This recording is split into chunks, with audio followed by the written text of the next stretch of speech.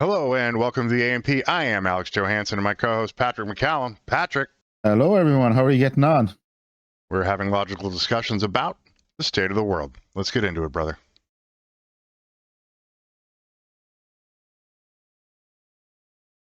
Heyo, Patrick. How are you getting on, buddy? So, what have you for me today? We have Mr. Keith Woods on Eddie Hobbs Counterpoint.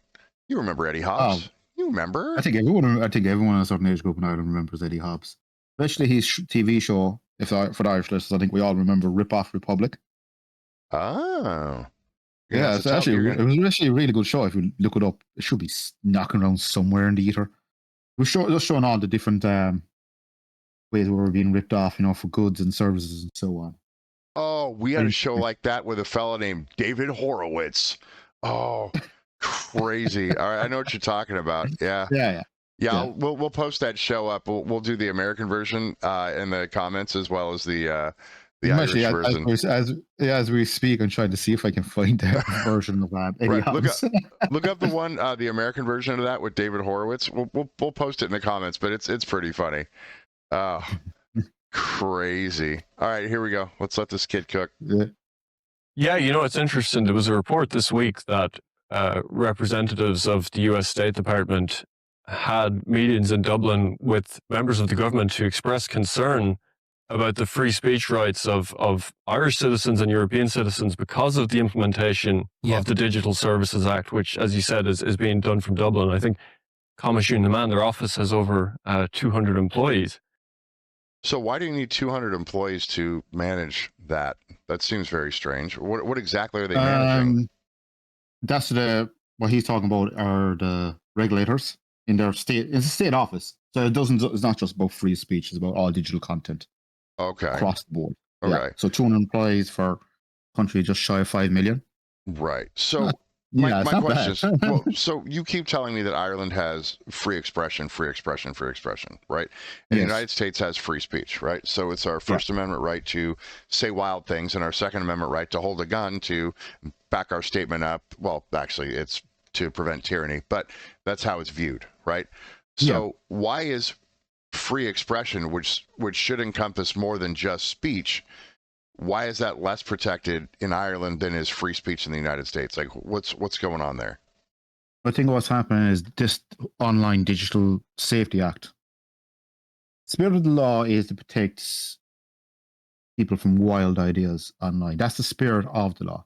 But the way it's been enforced is anything that hurts anybody else's feelings taken down or can be reported. But shouldn't ideas fail on merit, right? There should be a marketplace of ideas, and if a concept fails to have merit, then it should be dunked. But if you have a nanny state, then what happens is you can't say things, so you can't freely express things and try and get to... but on the marketplace, ideas is a great concept, but in the reality of the real world, most countries run some form of a nanny state. That's just the nature of a country.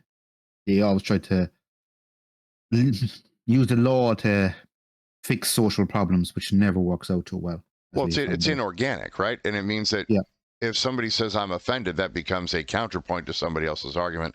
Thank you, Eddie Hobbs. So if you say, hey, Alex, XYZ, and I'm like, that hurt my feelings, I'm going to have cry face. It isn't up to you to go, oh, I'm so sorry, to say the thing that hurts your feelings. It's up to me as a grown member of society to say, I think that concept fails on the merits, right? Yes, and here's why it fails. 1.123 or so on. Whatever way you want to fight back with it, is this a pushback or whatever? And I'll buy you a pint of Guinness, and we'll go on about our day. Yeah. Right, but I don't understand. That's not the problem. Is that that's not the way the law works. And I think these laws are good in principle, but very badly enforced. The spirit they're just used as a broader tool than they were meant to be. It's like when you need to pop in a thumbtack and you use a pneumatic drill and you just hammer it, punk. It feels unsafe when the government is regulating that way. It also allows lots of bad concepts because of offense to be pushed through legislative processes, right? Because in the marketplace of ideas, I can't say no to a thing, right? You tell me a thing is a thing, and I have to believe it's true because you've legislated that it is true, when in fact it might not be true, right? And that means things will fail prima facie or on their face in lots of cases. Like the sad thing about all these laws is the minute they hit a real court case or hit a real court of law, 9 times out of 10 they usually fall down and usually get pulled back. But at that stage, the damage is already done. Yep, for sure. But this is a very interesting rift that's being created, as you say, where we've gone full steam ahead with wokeism and with the free speech censorship. And you now have an administration like people like J.D. Vance coming to Europe talking about the totalitarianism that they're witnessing in Europe. So yeah, in many ways, we're quite far behind where the Overton window is moving. But yeah, this has to be implemented. And again, the kind of legislation, it basically, if you read it, it leaves so much scope for censorship and for. Right. And that is a bad deal, right? A very bad deal. Yeah. And we've talked before about the Overton window.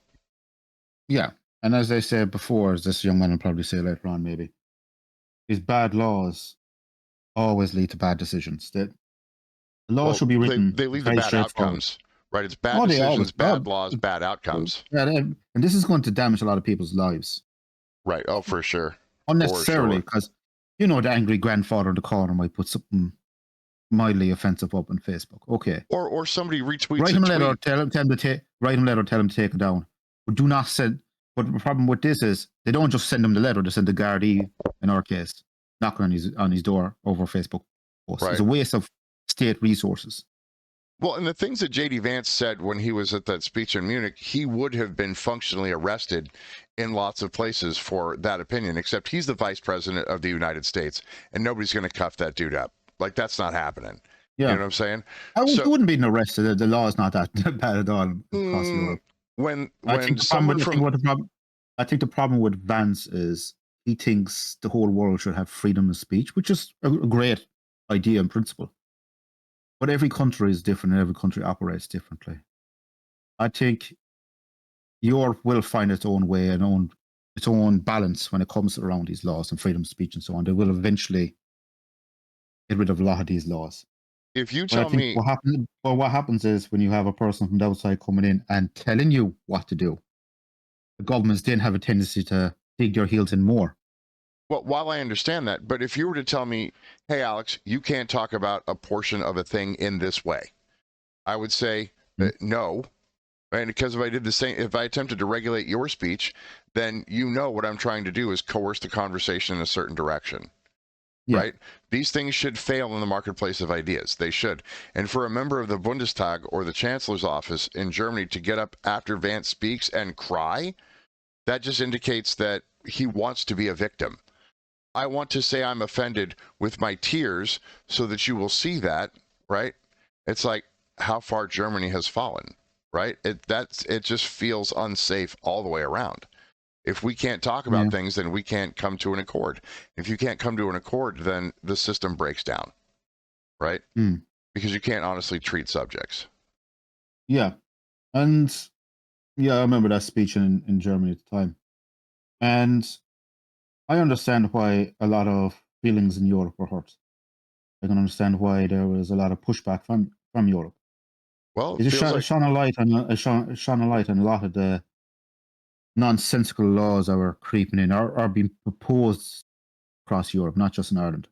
Right. Well, it makes it so. The United States being a young country, sometimes we look like cowboys or Yankee Doodle. Whoa, words are difficult. Yankee Doodle dandies. Yankee Doodle dandies, right? That's trying to impose our function on other people. But I think it goes beyond that. I think if you don't have free speech, you cannot honestly communicate. You just can't, right? You have to be able to say, whoa, that's a bad idea, and here's why, right? And so it was always very important too, especially say in Vance's case, freedom of speech would work both ways. It's very important. Oh, for sure. Yeah. So sometimes I'm just thinking of the whole upset over the whole South Park episode thing. it was interesting to see that he went all across Europe and the world giving out about freedom of speech, and then got upset because of a cartoon on TV. If you know what I'm trying to say, it was just a bit hypocritical of him in a lot of ways. Europe had some of the same issues with people drawing pictures of the prophet. People died. Yeah. People died because of that, because of a cartoon. And I'm like, that's over the top. Like, you're imposing. Oh yeah, that was when that was Prophet. Yeah, that was time Prophet Muhammad was I'm trying to. It was a Danish cartoon. No, and there was a French one. French as well. Yeah. All right, we'll track that down. We'll track that down for sure. So here we go. What counts as hate speech and disinformation, that essentially anything can be censored. I mean, I've seen posts, they're not illegal under Irish law. Yeah. They're not illegal in any individual European country, but because of clauses in the DSA, they're taken down where no one in Europe can view them. So it's just an extra layer. DSA, Digital Services Act, right? You were saying Ireland's got their own, and each individual European country has their own, and the EU has their own as well? Yeah. So every country has their own form of the Digital Services Act. If you think of it that way, every country has. There's some countries call it different laws, but everyone in Europe has their own internal laws, like Ireland. Well, I understand it, but then why would the EU need to have a law that's overarching? Well, the funny thing is, the EU law is the overarching EU law is probably less stricter. Is a lot less strict than the individual country laws, which is kind of, I know people find it a bit strange, but then the Irish law is probably, especially our Digital Services Act and a lot of other laws that are being proposed at the moment, are a lot stricter than anything that's across Europe. Well, didn't the Scottish MPs come up with something that was pretty bad in 2022 that came to fruition in 2024, and then lots of wild things happened, like people retweeting things happened, but the funny thing is, once that hit a main courthouse, the whole thing started falling apart, and still falling apart, because bad laws don't hold up well in any courthouse. Right, but they just don't. In the UK courts, like a lot of those judges have been handing down massive sentences for these kinds of hate speech things, which are mild. Someone retweeted a song and it had certain like hurty words in it, and she was incarcerated. Right? Konstantin Kisin on Trigonometry talks about this with lots of people. More people were incarcerated in the UK in 2023 than were in Russia for violating free speech laws. Like, for violating the DSA type free speech laws, right? Or anti-free speech, I should say. It's in violation of freedom of expression, which is wild on its face too. Yeah, but the problem with the UK is when they make a law, they never do half measures. They never, there's no middle road when it comes to UK law. They always go hell for leather in every single law. Well, they tend to overcorrect the ship, like wildly. They're going to end up on the rocks, right? Yeah. What's happening now is what's happening quite a lot across the UK is the more they crack down, the more people are rising up. It's having the opposite effect. Oh, for sure. Well, when you tell a group of people that they're far right for merely saying, "I'm an English citizen and I'm proud to be that," they're going to lose their mind, and they're going to be, hollering at Keir Starmer like two-tier Keir, like Yeah, but the problem with the UK is their problems were long before Starmer was even in politics. Right, that was the Labour government as bad as the Tories, right? Because none of them. The Tories are no better than the Labour. Just over there. Yeah, since Margaret Thatcher, it's been going downhill in a big, big way. She was a huge free speech proponent, So, as long as it wasn't against her. Well, you have to remember, I lived during the Thatcher era. Yeah, and she was a big proponent of freedom of speech against her avatar, against the people who were against her. Not so much when it came to herself over coal miners' strikes. It was that hairdo, bro. That hairdo was pretty excessive. So, all right, here we go. Exists in this kind of, this legal gray area where you're not saying anything illegal, but it's too on the nose for Europe. Well, what seems to be very interesting is that the American administration is now saying that they will sanction potentially senior civil servants and regulators in Europe if they interfere with the free speech rights of US citizens in Europe. How are they going to do that, though? It's just words. Well, I don't know how they're going to do that. I'm not being sarcastic, but us in Europe, when we hear threats like that from the United States, we're kind of going, like what you just said. How are you going to do that? Yeah, how are you going to implement? Well, that's like when the UK says we're going to come get American citizens. The United States is like, yeah. Come on over. No, this was a threat. This threat from the United States. This particular one he's on about is when the administration in the US is saying, if you do this, we'll go after you in Europe, and Europe is saying, that's not how borders work. Bugger off, dude! Like, get out of here with that shit. Yeah, pretty much. Or my favorite one. That's some bollocks, friend. That is some bollocks. Yeah. But look, we're kind of I know they're a bit fiery over there at the moment. We're kind of used to it, you know. Yeah. Well, I don't know if you know this. On January 20th of this year, there's been kind of a new thing going on over here. It's been a little aggressive.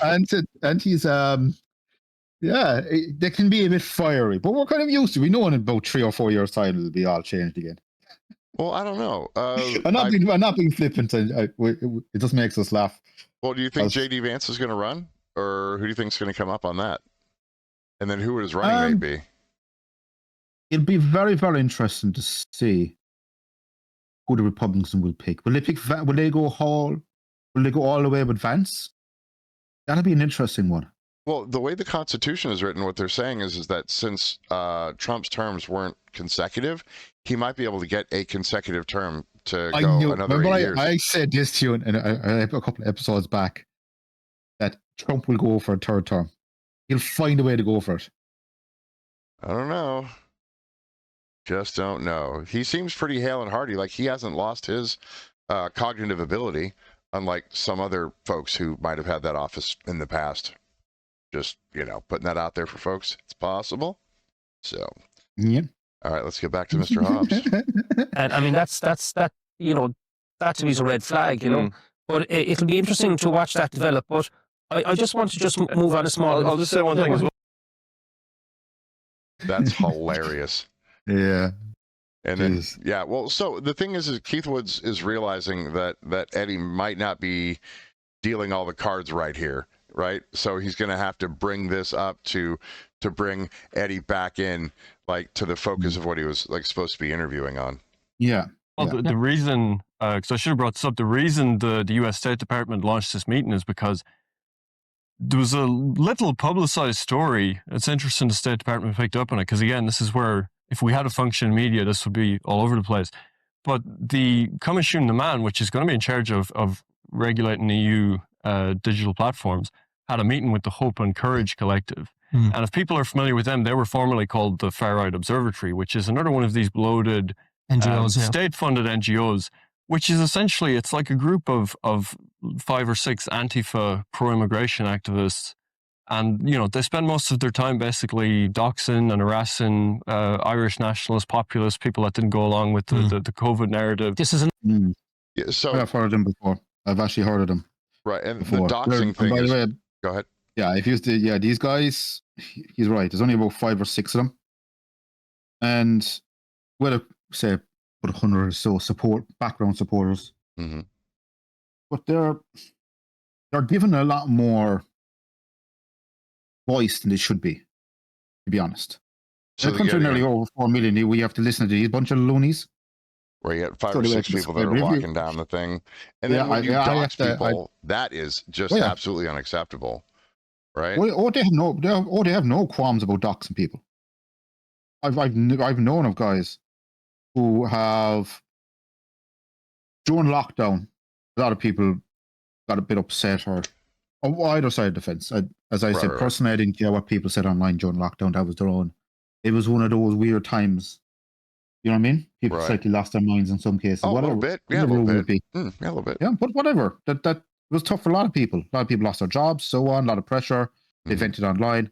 But one particular guy, I can't really say his name, which would be, what happened to him. That would be doxing. Don't dox. Yes, that would be doxing. He didn't agree with lockdown, which is fair enough. He lost his job. There's a lot of other things that were going on. He just vented. He just went down as I said, down the rabbit hole of been anti-lockdown because of a lot of pressure. I knew him personally. There was a lot of other things going on. But they completely doxed him. People online.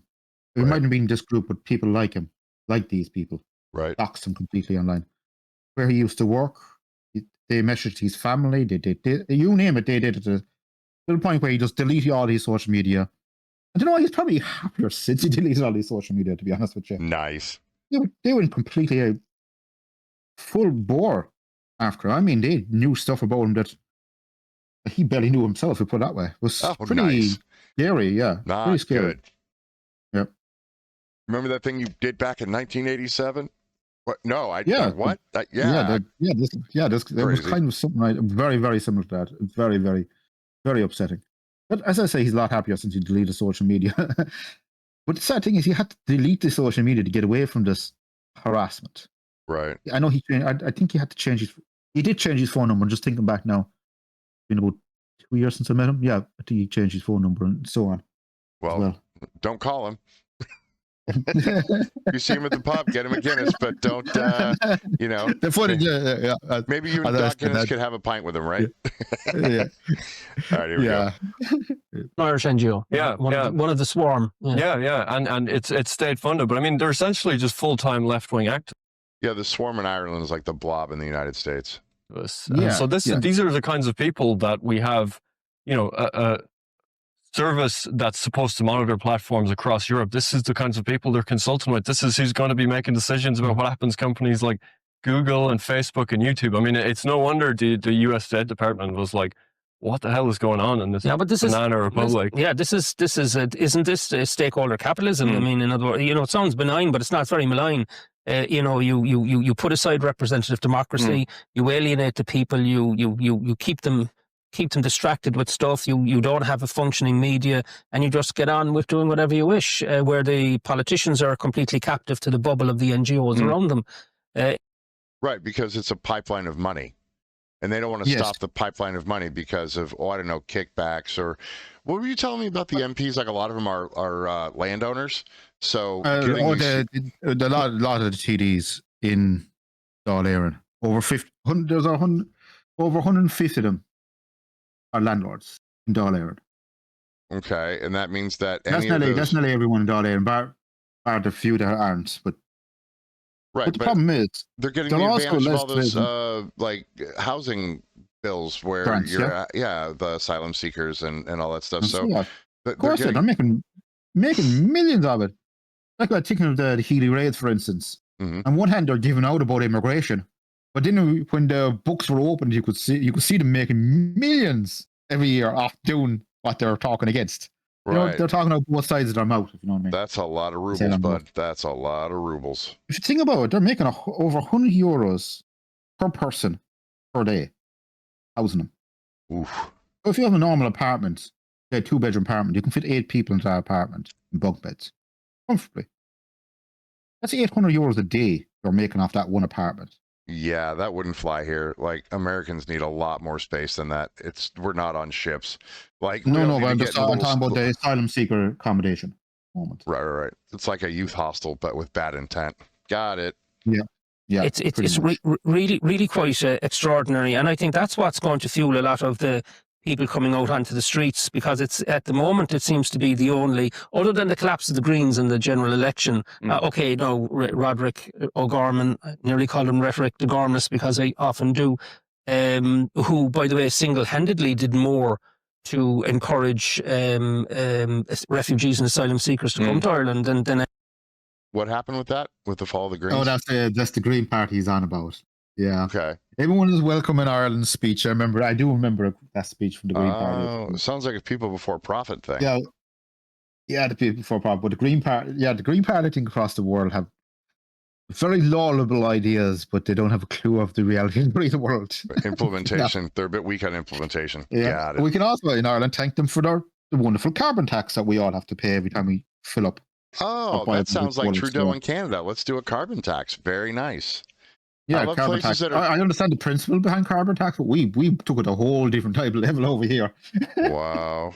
Their boy Carney up in Canada is really pushing to keep that thing around too. Like, they're getting crushed up there, dude. It sucks. Where, in Canada? Oh yeah, their carbon taxes are crazy. Would you believe their carbon tax is a third of the carbon tax that we pay in Ireland? Are you kidding me? Yep. Wow. I was reading about this the other day. I was watching a thing where there was a company that like it grows things in the greenhouses, whatever the special term is for greenhouses, wherever you are. And they were a net positive for carbon, but still being charged carbon tax, even though they were net positive, right? Mm. Well, or net negative, actually. Like they took more carbon out than they put in, and they were still charged. Like that doesn't make sense. Like you said, they had to do a thing. They do a thing, and now you're charging. I was about to say, 9 times out of 10 when I read stories like this, one, I do believe the people are 100% honest in what they're saying. Oh yeah, but afterwards, with the follow-up stories, usually, we realized that we didn't apply for such and such a form, or it's a miscommunication on both sides of the aisle. Right. Yeah. I know it makes a great, as I say, newspaper never wasted ink, but sometimes these usually don't have misunderstanding. Usually with a greenhouse, if it's net positive, I know over here, I know people use greenhouses for different types of growth. Mm-hmm. If you fill out certain forms, you can get so much off your tax back and so on. That would be good. That would be good. Yeah, maybe you just fill out the wrong form. But is that liability or is that dollar for dollar, right? Is the tax liability reduced or is the total amount dollar for dollar? The VAT that you pay is reduced. So you pay everything, value-added tax on everything you buy in Ireland. No matter what it is, from a loaf of bread all the way up to a house. Or, a house that's different type of tax, but up to a car, say. Okay. You pay value-added tax. So, but you can reduce your tax bill by, reducing your carbon footprint if you're a business, use a lot of e-technology. Got it. There's other ways, if you employ people of certain backgrounds, there's other ways of reducing your tax DEI. Bill. Got it. No. When I say disabled people, people who are genuinely disabled. Got it. Okay. Or long-term unemployed, or that makes sense. That's normally, All right. Here we go. And the individual, I'd say, in the history of the sector globally, I think is quite extraordinary. He just held on to his seat. It just seems to me that something's going to break because this can't hold. The Irish establishment is a few years behind what's going on in Europe. The media are not doing their work. They don't want to touch this. I already see it myself in venues cancelling potential talks and so on. I mean, that's ongoing. You can see the censorship still there, the fear is still there. How do you see that playing out? Well, we're certainly in a transitional period. The state, the regime, maybe a better term because the state encompasses so much now. With the NGO complex has thrown everything at this movement, but. In some ways, I'm quite optimistic. I mean, even looking at your show, some of the people that have been on, these are voices that emerged very recently. I really came from nothing. They're like self-created kind of content creators. And I think the popularity of these people, like, Michael McCarthy on Instagram is getting like hundreds of millions of views. And your boy Derek Domino. Maybe you'll blow up one day there, Patrick. Maybe you and Doc Guinness can do a whirlwind tour of Ireland. You can go from Donegal down to Cork and then back up to Limerick and Dublin. We're not going to Mayo. I'm telling you that now. I know you want to go to Mayo. We're not going to Mayo. I want to go to Mayo. They tell me the ladies there are pretty sturdy, and that's kind of. Before anyone in the comment section asks what my problem with Mayo is a bit of tongue-in-cheek humor. Actually, Mayo is beautiful. If you drive up to the middle. We were watching The Unbroken Man, and he was filming up in that area, and it's gorgeous up there. Absolutely beautiful. There's actually lovely lakes up there. They have grass, goats, and sheep. I think that's their 3 main things: grass, goats, and sheep. It's very rocky, so that's the idea is up there. That's the main farming industry, and a lot of fishing and so on, tourism as well. Oh yeah, the tourist sector is taking a bit of a hit, but when I get up there, we're going to Mayo, dude. We're gonna have a pint in Mayo. Maybe we can get Gary. You're going to start asking for a chicken fillet roll, aren't you? Oh, I can't wait to try a chicken fillet roll up there, man. I knew it. Well, I'm going to go to wherever that spot is that Gary Noon gets his chicken fillet roll. Like, I'm going to get one just like Gary Noon gets it, dude. I'm going to get the Gary Noon special. Like, I'm going to look it up. I'm going to see what it is. Like, what's on the super best ever chicken fillet roll, bro. Yeah. Even though it's filet, but that's fine. to get back to this young man's point there about all the rising voices online, it is great that we still have internet, that we can say our opinions without being too censored, say on likes of YouTube and so on. Right, but without a VPN, they'll come to your house. The Gardaí will knock on your door, just like the. Well, I think the Gardaí at this stage are kind of sick of it themselves. They know the law is there, but they're kind of sick of being embarrassed themselves about enforcing it. Yeah, well, it's burning up a ton of resources. Senior Garda was asked about this, and they're pretty much, they know the law is there, but they're not going to. They're sick of enforcing. They have, as they say, better things to be doing. Oh yeah, it's a waste of their time. The Gardaí are kind of the Gardaí are kind of sick of it, really, to be honest. In the UK, it's even worse. So yeah. Well, the UK is also. I always try to say that to people is, but the police will arrest you. I said yes, but I live in Ireland, not the UK. Nice. And most people, I think, especially from your neck of the woods, don't realize that we are not the UK. So yeah, that's a strange thing. Like if they don't know about Britannia as a whole, and like they don't track some of that history, just for anybody who's not aware, Ireland and the UK, for the most part, not buddies, not the best of friends. Northern Ireland is still kind of sticking in their craw. There's some issues with those 6 counties up there, and Belfast. There's some wild stuff going on. So I don't know if you've heard of a thing called the Troubles, but there was troubles. Yeah. Yeah, Belfast Belfast every now and again sparks up and has its little, few shops are burned, people's feelings are more than hurt, Belfast is like the crazy corner, yeah. But overall, I've been to Belfast. It is a beautiful city, don't get me wrong. It is beautiful if you go into the centre of the city, around, and you stay away from the Shankill and Falls Road for the most part. I was been up there a few times as well. Well, I thought we were going to go. Quiet. I thought we were going to go up the Shankill Road, bud. I'll show you all that. Yeah, when you're in Ireland, I'll bring up to Belfast, show you Shankill, the Falls Road, bring you to all the different museums, and I won't bother bringing you to the Titanic experience. It's definitely not worth it. Okay, all right. I know people in the comments are going to give out about that, but I didn't think it was worth it. Well, when you come out here, we'll go check out Las Vegas, and then we'll go hang out with Doubting Thomas, and then go to that range he was telling you about, and you get to shoot all kind of awesome guns. You will like it. Yeah, he's actually recommended a couple of Irish pubs around his area as well. Well, we got to check it out, man. By the way, absolutely look fantastic. Have to say, great selection. He also likes to say that he lives in the free state of whatever state he lives in. So yes, yeah. But I'm not going to dox my boy, although the state he lives in is rather large. No. So, all right, here we go. There's obviously an appetite for this, and we do have opinion polls that bear that out. I mean, 80% plus opposition to immigration. People that think immigration is too high. I think there was a poll in the Irish Independent last year that said. The UK and Ireland the same way, 70 to 80%. I want to speak about this part that you just said here. Okay, go ahead. Just before our last election, a similar type of poll came out, where 80% of people were against immigration.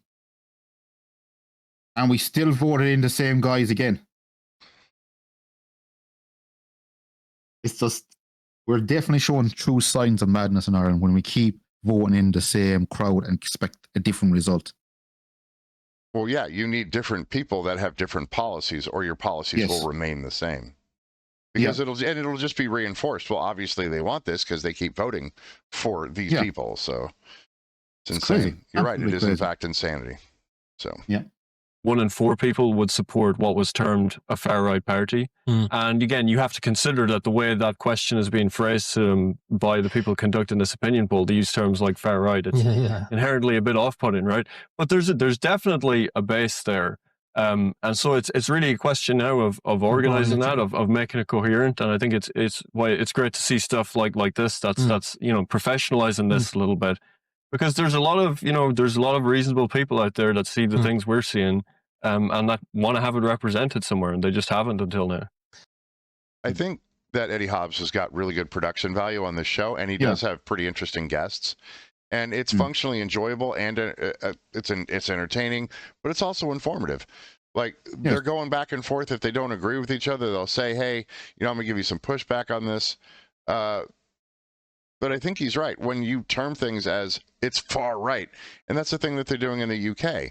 People are just saying, I want to announce my national zeal for the UK. Yeah. I'm a citizen of the UK, right? This is the St. George flag. This is the Union Jack. Like this represents me and my people and my culture, right? Yeah. And not a negative thing, but they get labeled as far right, and then they're dealt with differently by the UK police.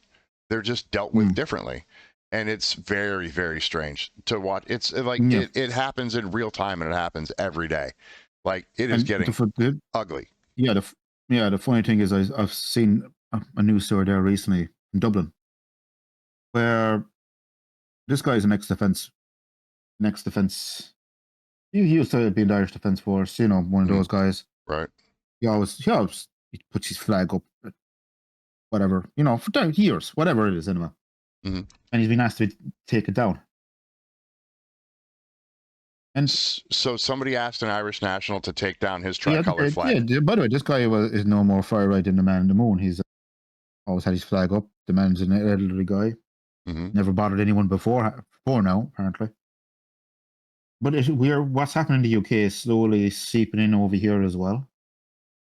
And no, you're getting the right. Because as they say, certain politics gets more emboldened by what's happening in the UK. Right.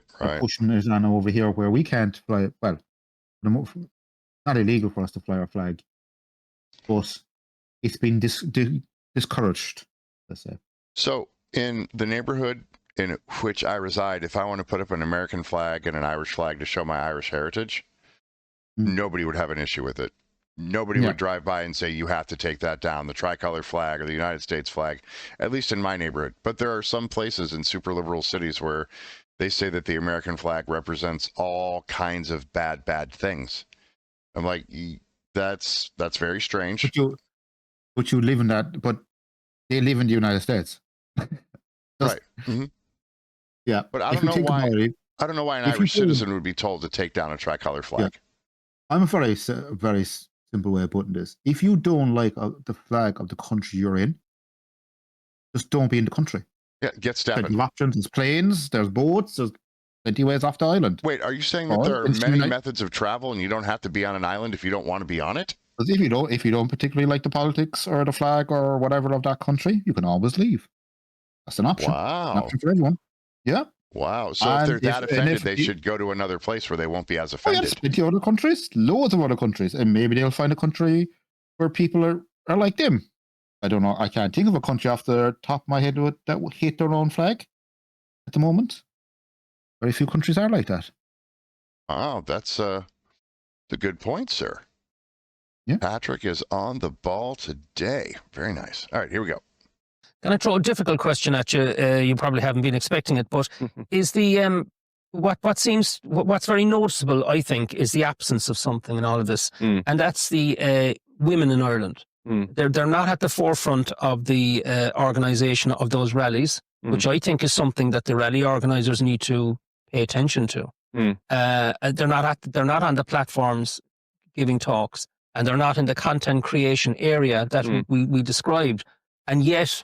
In all major political change, certainly in modern Irish history, it's the maternal it's the maternal Irish culture that has been a huge driver of change. And I think they've got, if this is going to have to happen, I think attention needs to be put into that area. But is that something you've given any thought to?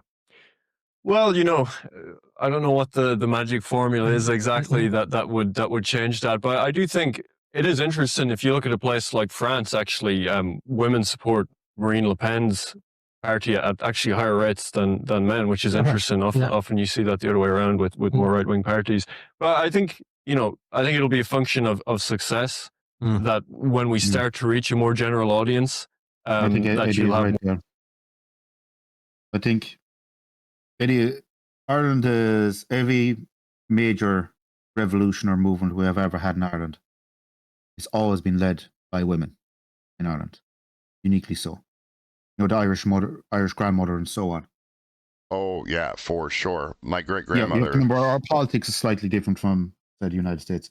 Yeah, you have to remember that Eddie is right. Unless the far right in Ireland embraces women more and brings them into the forefront with them, they'll find it very hard to get any traction. Right. That they're looking for. I don't know about the legitimacy of that though. Like you're gonna have to expand on that because I don't know that culture. Like my great grandmother was from Ireland and she was fiery. Yeah. I mean, she passed away when I was young, but I still remember her holding me and just laying out the sauce on everybody. She was a. That's what I'm saying. We're very mature. Yeah, we're a very maternal society in a lot of ways when it comes. And Eddie is right. If you look back at our history, all through even the leadership of Sinn Féin or the Irish Republican Army or any kind of major revolution or change in Ireland has always had women in the leadership. So strong female leadership. Okay. Yeah. Fair enough. Even as he was on about there, women in France went behind Le Pen. Right. I think Le Pen won a general election and then got shut down and removed from. Yeah, she was caught with her finger. Unfortunately for her, she just kept her fingers out of the till, as they say. She went far and very far. She would actually probably. Yeah, very, very well. Oh, I think she would have ousted Macron. I can't understand why she was. How in this modern age she thought she could get away with it, but it's a shame. Yeah. She would have done very, very well if she just kept her fingers out of the till, as they say. Would have been nice. Here we go. Yeah. More women come in because obviously women are very much more attuned to social dynamics, the kind of the ethereal, sense of where things are going. So I think when we start to see more women come into these ideas, you realize that the momentum really is there. But unfortunately, I don't have the magic formula to attract women. I don't. So I think it's an inductive versus deductive reasoning kind of thing. And I think that there's a lot of strength in that, but he's right. They're going to have to get more women on board with this. They will. I do see. I'm just thinking of one particular YouTube channel, Grip Media, and they have great guests, men and women, on there. We're very much like ourselves. Right. Well, go ahead and find that, and we'll go ahead and we'll pull some of their stuff. Grip Media, yeah, I've put them in various comments over the last couple of episodes. All right, they're cool. Very, very, very good. Well, I'd love to review that then. Yeah, for sure. Yeah, Grip Media, very, very good. But there's a lot of nuance when it comes to politics in Ireland. But overall, any political party that's serious about taking power in Ireland would have to bring women on board. Well, over half your voting base. Half your population. Right. You're shooting yourself in the foot if you don't bring women on board with any movement you have. Right. Well, and if it has merit, I'm pretty sure they would get on board with it if it represented national values and all the things that the tricolor represents. Right. So. Yeah. Right. Get a proper leader, put a proper leadership team. I would suggest for them. I'm thinking about Independent Ireland and so on. If they put a proper leadership team. Right. That Independent Ireland, my actual favorite party in your country. Yeah. People Before Profit. I know Patrick keeps saying it, but People Before Profit, not my favorite. It's Independent Ireland. Just that's my crew. That's my team. Those are my bros. That's my squad. That's my squad right there. All right. But that's what I'm saying. They need to start putting together a great leadership team. Right. Men and women, I would say. Are you going to edit that out in post? You're gonna edit that out in post. It's gonna make it sound like I'm a people for profit guy, aren't you? I know you're gonna do that to me. No, I would never do that to you. I'm gonna send the mittens over to Ireland when it comes out editing. All right, here we go. I don't either, by the way, and it wasn't a unique thought. It was put into my head by a senior person in the establishment in Ireland that put it into my head, that rang me specifically to make this point. I said, my God, you're right. I mean, it's so obvious, and it's something that I think needs attention. Can I finally ask you, we're coming up to a presidential election at the end of the year. The existing president, Michael D. Higgins, only referred one piece of legislation to the Supreme Court in 14 years, as I understand it. And before that, you had Mary McAleese, and before that, of course, Mary Robinson, who didn't even see out her term as president. As I understand it, in principle, what the President of Ireland should be doing is protecting, using the Constitution, protecting the Irish people insofar as he or she can against state overreach. But that's all we've been talking about. We've been talking about state overreach. And that is a fact. Is he correct that that's the function of the president? Yes. Okay. Yes, Eddie is right. That's good. If you every law in Ireland is sent to be signed by the President of Ireland. And if he finds it is against the Constitution, or he can refer to the Supreme Court and send it back to the But Dáil shouldn't again. that have been reviewed by the Seanad after the Dáil has done their business with it? Yeah, but he's the final stop. So he's the final arbiter. Okay. So if Yeah, he's final. only preferred one thing and the two before him did none, then it doesn't seem like your president is attempting to. No, but very rarely that we have any laws like this. I can't think of a time where our government have stepped in so much to downtrod our rights. So all that excessive immigration and asylum seekers and the money grabbing for those landlords, like none of that's overreach? No. What I'm saying is there's laws coming up that are already in place where you can't, like anti-speech laws and so on, have all been referred to him. Sign off. Right. So, but what about all the excess money you guys have going out to your NGOs? Like, that's overreach. Like, you're putting a lot of money in places, especially with that. Yeah, and that's down to what he could do is maybe, which probably won't happen. It'll never happen with it. Not with our current president anyway. But maybe with the next president, where they can make speeches. They can go up and say whatever they want. Yeah, but the last speech I saw with Michael D. Higgins was wild. He used the wrong platform in the wrong place to say some wild things that he could have said at any other time. And I'm talking. Normally, we talked about that before. You can look back at our episode where we talked about that and the anti-Semitism and the wild speech that dude gave. So but Eddie is right. He's only referred to one piece to the Supreme Court in 14 years. So that feels, even though all the laws. Yeah. That feels unacceptable. In 14 years, I'm sure the Dáil through the Seanad have put forward some big overreach. But also we'll have to do an episode 2 on the NGOs in Ireland, where we have one registered NGO for every 120 people living in Ireland. Say that again? We have one registered charity for every 120 people in Ireland. Wow. Yeah. Okay. Now, we have a lot of charities. There's a lot of charities. Not just the Irish sweepstakes. It's not just the Irish sweepstakes, boys.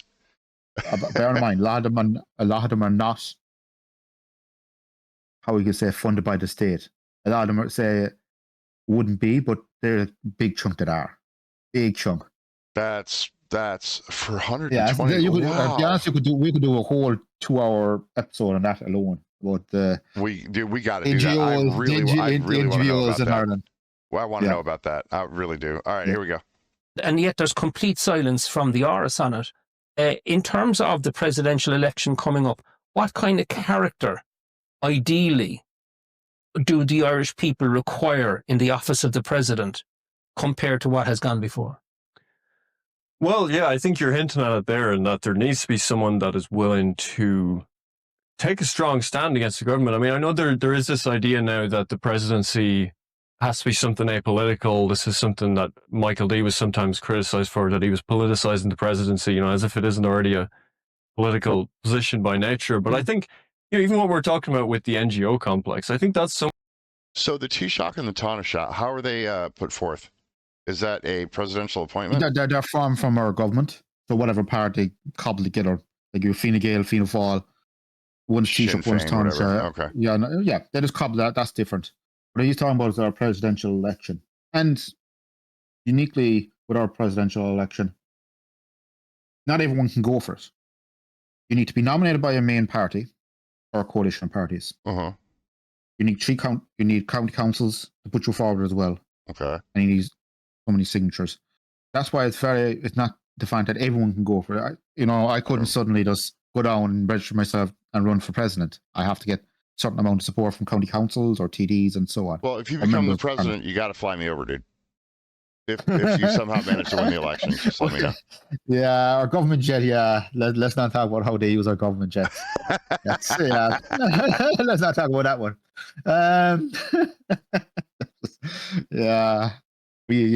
We could do an episode on that as well. Sounds like fun. Sounds like we're getting all kinds of work created for ourselves. We're actually making a list at this stage. Here we go. Where you have the creation of a kind of deep state, an unseen, unelected state that's really answerable to nobody, accountable to nobody, it's the kind of thing that, you know, De Valera and the people that drew up the Constitution, I don't think could have ever really foreseen. I think that's the kind of thing where you need someone like a president as a figurehead, as a representative of the people, to say, this is functioning completely wrongly. This is, you know, this is a complete subversion of the kind of republic that was foreseen. Right. It was outside the parameters by those who framed that Constitution. Like, yes, I understand. Yeah, he's on about when our state comes and came together. Yep. De Valera and all the rest of them. And yeah, he's right. He's right. Probably not the way we wanted our state to go. Right. It was not envisioned that way at all. I get it. Here we go.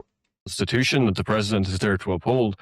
And, you know, even if he can't, through a piece of legislation, change that, I think there needs to be a serious conversation about the way our entire institutions are being subverted by that kind of governance. And so that's something I would like to see from a president, which that's not even necessarily, you know, a super partisan thing that you need someone that's super ideological representing a certain side of the spectrum. To me, that's just a problem of a subversion of the basic institutions of our republic.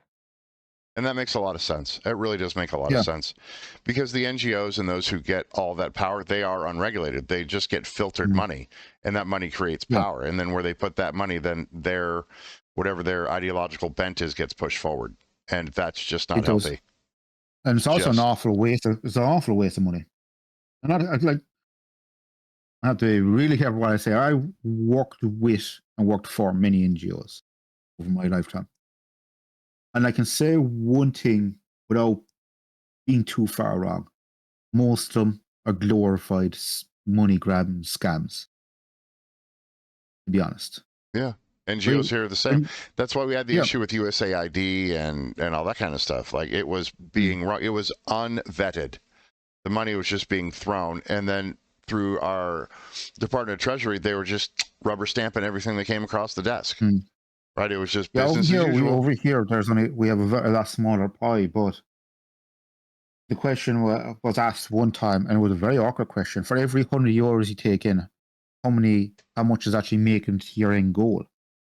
And a lot of them didn't bother answering that question. A lot of NGOs didn't bother answering that question. Well, here's a weird one. So in the United States, we had billions going to all kinds of states for whatever kind of function.